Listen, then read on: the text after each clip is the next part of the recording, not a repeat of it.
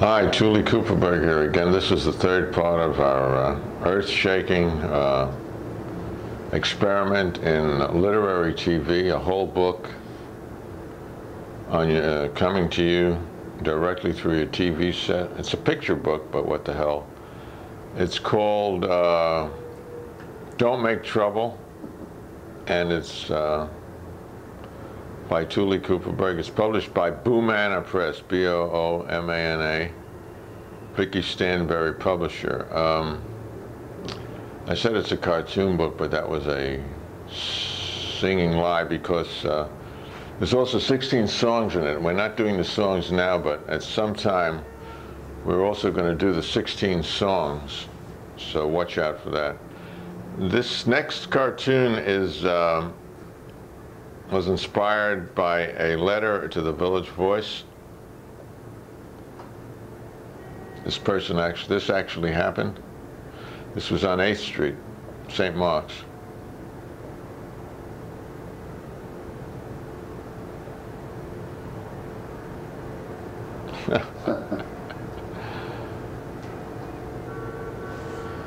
It is to laugh, my friends, it is to laugh.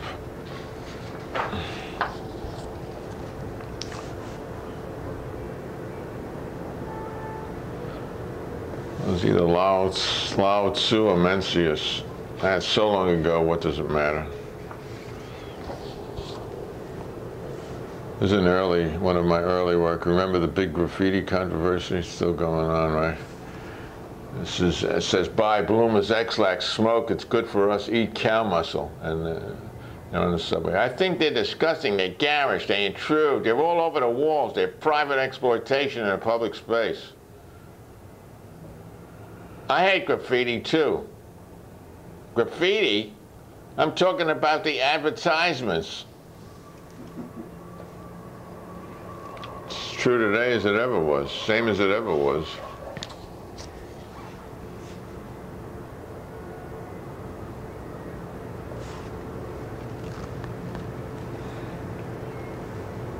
Without a song, the killing would never end. Or begin, maybe, huh? This is part of the Great Secret History of New York series. This is Central Park. We'll put the Tavern of the Green here. Let me read you this part because it's interesting. In 1857, Olmsted was named superintendent in charge of the construction of the park and work began. Olmsted and Vaux's plan was detailed and complex. It called for turning hundreds of acres of dismal swampy land inhabited by thousands of squatters living in shanties into a fully integrated area of lawns, lakes, footpaths, drives, and woods with rocky outcroppings at appropriate places. And one of the designer's best ideas, transverse roads sunk beneath ground level to make them less conspicuous. Thus, all of Central Park is artificial, unlike Prospect Park, which Olmsted designed too. Get the fuck out of here, you fucking landlords, English pricks, Kazakh bastards, up the IRA. The Secret History of Central Park, formed for the rich on the backs of the poor. Sound familiar? Yeah, it's being replayed in Tompkins Park today, which they're now remodeling. Yeah, they're remodeling. Maybe they'll put an artificial cemetery in there.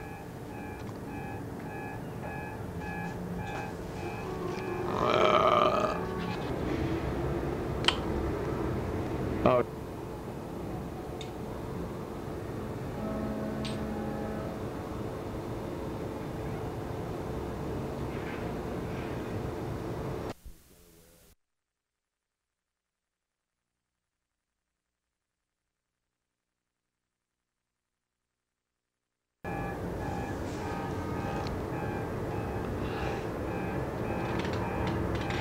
That's life.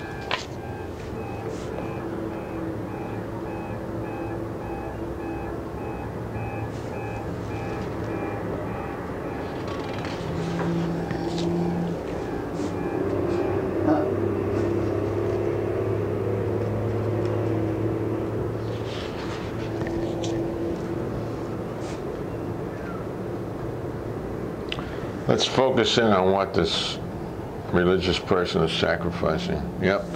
Not only the foreskin, but the whole dangling genitalia. Yeah.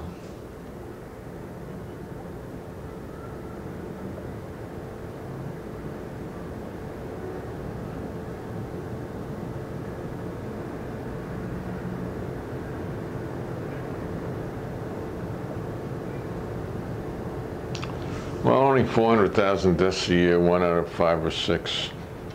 It's worth it.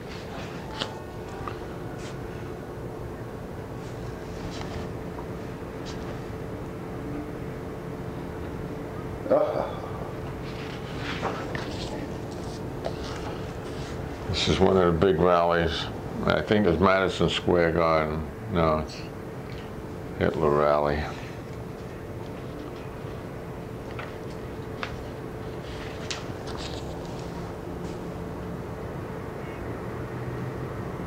This is Godsville. This is Mrs. God. There's Mr. God with his new invention of sperm. They worked it out eventually. This was the original expression, really. If only the Tsar knew. You want to run it horizontally. This is a good old taiga, Siberia.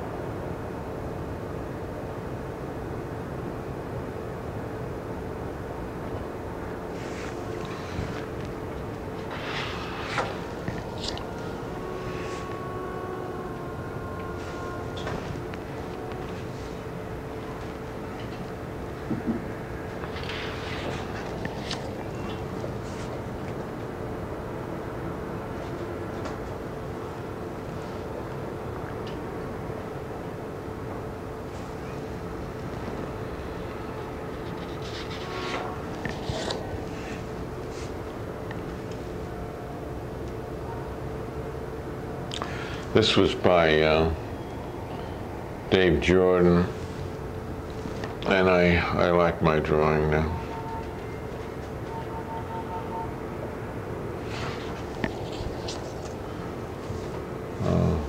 This is Enver Hoxha, you remember him? Let me read this. Rome. One Albanian voter cast his ballot against the communist government, while 1,627,959 citizens voted in favor of the single slate of candidates in parliamentary elections, the official press agency said today. Now that's a stand-up kind of guy. That's right. Anarchism lives, even in the ballot box.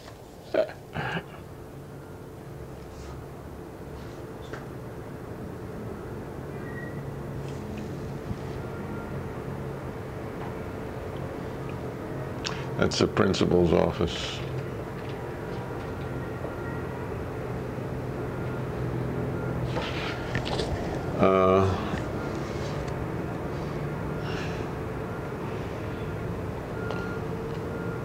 That's the church, Sunday morning at the church. Now, India's widow's death at pyre creates a shrine.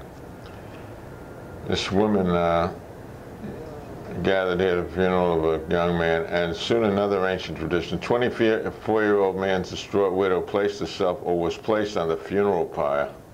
She died in flames, chanting a mantra, pledging loyalty to her husband. It was a sati, an immolation. It's still done in the plains of Rajasthan. The loss, quote, "The loss has made me sad," said her father, Bal Singh Radha. Quote, "But there is a grandeur associated with sati, and my family's name will be famous all over. Just as we bathe in water, she bathed in fire." Hey, well, Pop, why don't he try? I heard your wife died many years ago, but it's still not too late. Here's a match.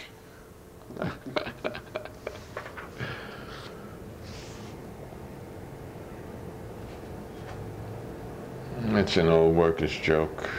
Folk. I credit her to the folk. Still good. Still a good one. Adam, Eve, this is G-D. Hope you like the place. And if you fuck, I'm going to kill you. Don't answer.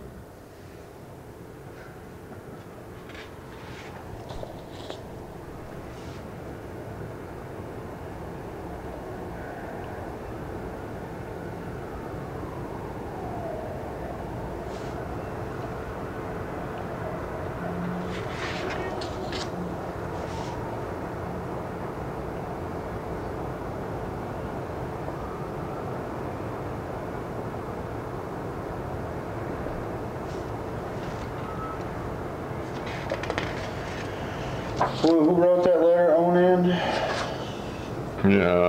Yeah, Onan WT.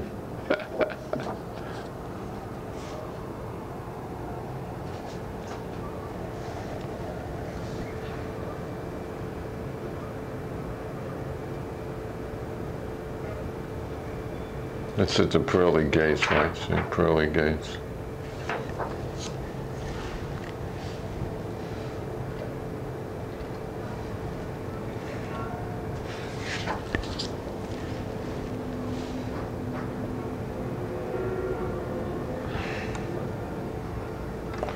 This is enter, buy, and leave.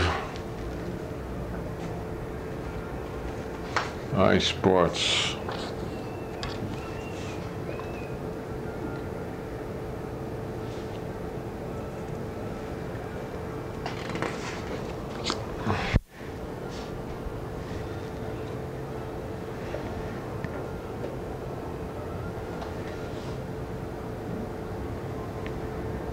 So why don't you go back?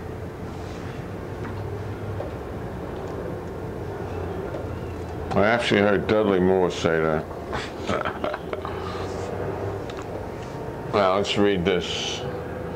See, no one wants to work next to him. The mainstay of this policy, a piecework incentive system, visitors invariably marvel at the intensity of workforce. Workers don't linger over coffee breaks. There's only one a day, 6 minutes, says one impressed visitor. They even run to and from the bathrooms. 60% of the group, they earn as much as $30,000 a union. Locals has no problem with piecework. The people have a preference for the incentive plans, said a union official.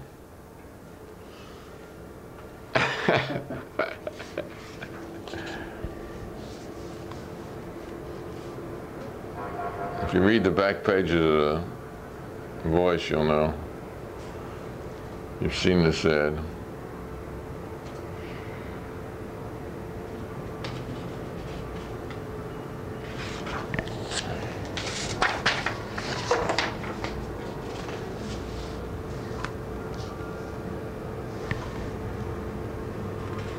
Moving right along now.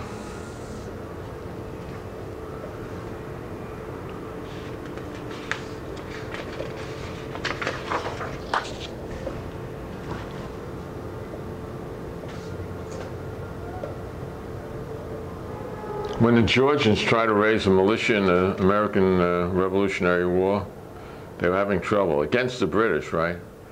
So they offered a free slave to anyone who enlisted.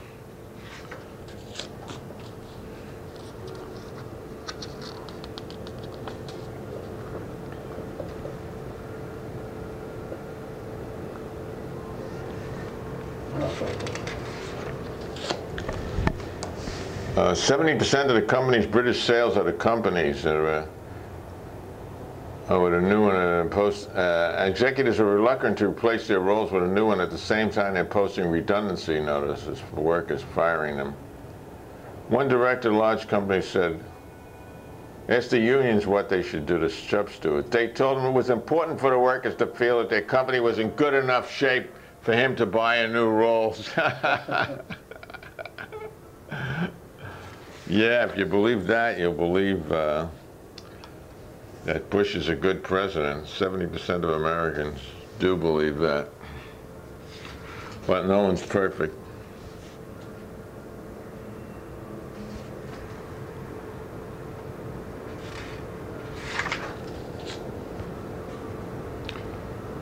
Lenin actually said that he was going to make every cook commissar. But John Lennon said, sort of thought it should go the other way.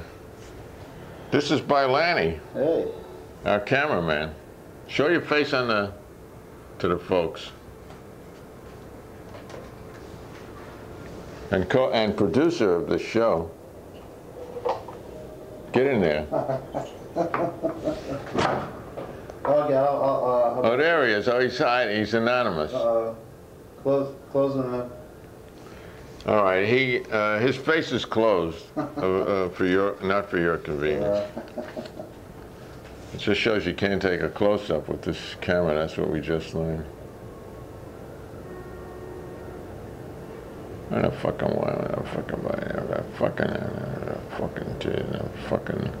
buried. I am fucking date. Fucking yes. Fucking tubes. Fucking editor. Fuck that. We went to the fucking field and we laid down on a fucking tree, and then what? That's a British gag.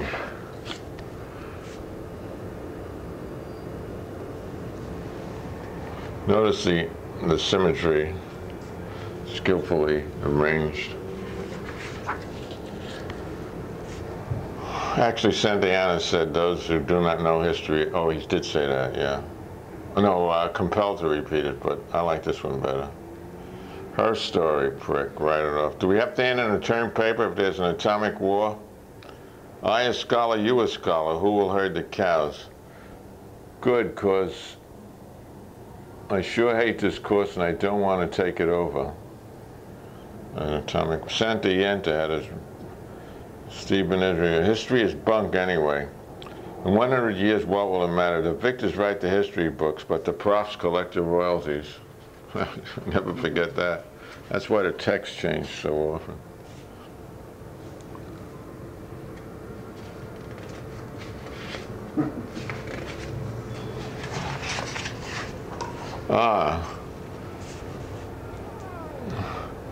George Siegel got $400,000 for creating those plastic casts of real people. He got a photograph, and then of 4 people standing around, and then he said it was the Holocaust people in the camps.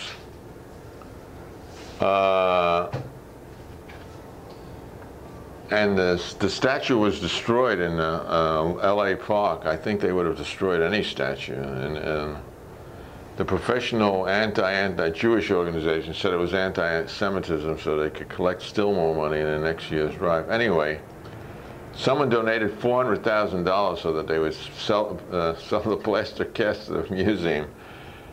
It's only 40 G a corpse, though. You could feed a lot of kids with that. Well, don't forget, this is art. History of sport. The Spartans invent football. That isn't even my theory, that kicking the enemy's head around was the way ball games started. Well, they still use goats in polo, dead goats in Afghanistan. And then if a polo player falls off. Hey. Cap and cum. This was written way back before 1849 on communists. What is a communist? One who has yearnings for equal division of unequal earnings. Idler or bungler or both, he is willing to fork out his penny and pocket his shilling. And I wrote this on capitalist. What is a capitalist? One who has yearnings for unequal division of equal earnings. Idler or thief or both, he is willing to fork out his machine gun and pocket his shilling. These are wonderful little, can we get this one? It says, I drank scab beer. Look at his face, the poor guy. And this guy, yeah, he drank Union beer. He doesn't have any problem. You have too much dreck in your Judaica. Clear. This is the book doctor. Clear it out. Your poetry books, all that old stuff. Nothing new. Your science is understocked. Your humor collection, so much junk. Get rid of it. All those old nations, voices, times, book reviews. You'll never read them. Garbage can. How old are you? 60? What about the Greek playwrights, the early English novelists? Have you read them? French 19th century poets, Hebrew religious classics, China, Japan, India? You're 60, you know. You have to. Have you finished War and Peace, Don Quixote, Inferno? How about the Latin poets? How about deconstruction, punk rock lyrics, the myths of New Zealand, Germany? Oh, what if I go to computer? When Van Gogh was alive, oh, you can read this. Oh, I'll read it with you. When Van Gogh was alive, he sold only 2 of his paintings for less than $100. Today in Amsterdam, his dream 5-story side houses were built at a cost of more than $1 million. When you heard of this, Van Gogh spun in his grave very fast, spattering the tomb in brilliant yellow, orange, Delft, and Japanese colors. Tomorrow they're selling his tomb for $1 billion guilders flat. Potato wholesalers. There is like a 1,000-picture incredible tourist massacre going on this summer in Van Gogh in Amsterdam. Carl, when the fuck are you going to get a job? Carl only had one job in his whole life, one paying salary job. He worked for the equivalent like of American Express trucking company. It only lasted a day. thought his wife had a job. No, his wife was an impoverished daughter of the nobility. Engels supported them all. Right. Yeah, Engels had a job. It was his father's store, his father's mill. Now the trick is to know when he left. Yeah.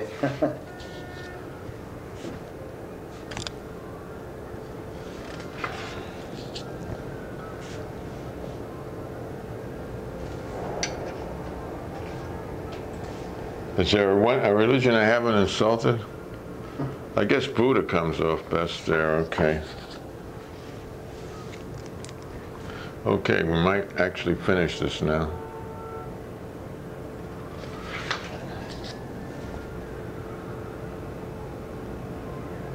World is bending, world is mending, the world is bending, the world is ending, I know.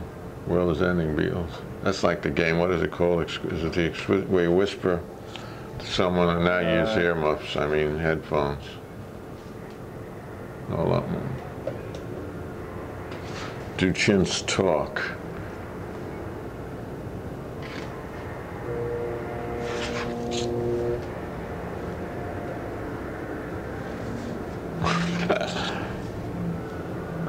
Yay, Ray! Yeah, right, all right. If I can't make an ass of myself, you can keep your revolution. How would you like to be known, Mr. Tuli? I am the last of the red-hot, rootless cosmopolitans. That's what Stalin called the Jews before he shot them to death. Now, these are the last two shots, and this is where we get our title cartoon. Okay, George Pigs, your ass is lard. Vader, got a last request, a cigarette. Are you kidding? Shoot you bastards. No, shithead, it's in the Geneva Convention. Shh, Moshe, don't make trouble. And was it good for you too? How much time do we have left? 5 minutes. 5 minutes. I think we'll probably have to show you something else. have to sing a song. Let's see. What would you like to hear? Yeah, let's have an interaction. Let's see, an interaction with the audience. Maybe you should have a quiz now, a little quiz about the what you just saw. How many cartoons have you seen? Which was your favorite? Which one did you dislike least? And let me talk about the state of cartooning in America, okay, if I might. Paul Goodman said you can say anything you want in America as long as it doesn't have any effect. And I think this is sort of true of cartoons because, or satire in America, because satire by its basis is a negative art. As Gross said, George Gross, you know, he took the name George and he changed it from Georg because he was such an America lover. He considered it a minor art, and I guess it is. It's not noble because you're not really, you're only showing things by... You don't own land. No, you're only showing things by you're showing the negative image, and what you really want is sort of implied, but it's still sort of necessary, and I think it moves people off their rear sometime. And songs can do that too, satiric songs. But a lot of the major media, and it isn't true of cartoons only, of course, are closed to you because you can't criticize advertising, for instance, on very sharply in a medium that earns most of its money in advertising. If you look at the New York Times, for instance, or each magazine or newspaper has a proportion of advertising to news or to information, and it's generally what, 60/40? Yeah, well, you can't get a second-class mailing permit if you have over 70% advertising. So you can have up 75 or something. So you can have up to 70%. And if you look at the Times, you may not notice, you're inured to it, but there are some, it costs $18,000. It used to. It's probably more now, just to advertise. But a lot of the advertisers ask for like 7/8 of a page. They want a news story on the top, so people will stop and read something. Yeah, so they won't pass it by. It would be good if they put all the ads in the back, and then you could just sort of rip them out and throw it away. Well, there's a most of a newspaper is advertising, and the information lies between the advertising. So, who was it who said, if you want to have a free press, buy it, you have to buy it yourself? Freedom of the press belongs to those who owns one. So we're really lucky somehow. There's been a fluke in the a mistake in the American system, and we're on public access, but for how long, who knows? Keep those postcards and letters coming. Unfortunately, we don't have an address, but tell your friends about the show. And we're also on Coca Crystal.